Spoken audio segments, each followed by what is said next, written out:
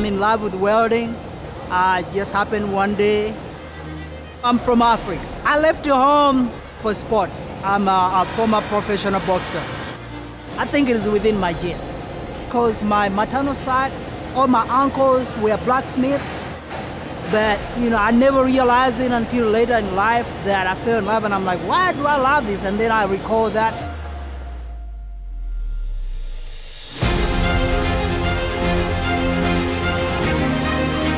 My old man was a welder and his old man was a welder. Before I moved here, I was a bartender, and then life happened and I had to move to Iowa. And it finally percolated down the old DNA chain and I became a welder. I love welding. Every day is a challenge for me. I try to better myself and my craft. I try to get a smoother bead. I have a sense of pride whenever I see like a whole fully built machine and I'm able to get up close and be like, oh yeah, that's my weld, I see that.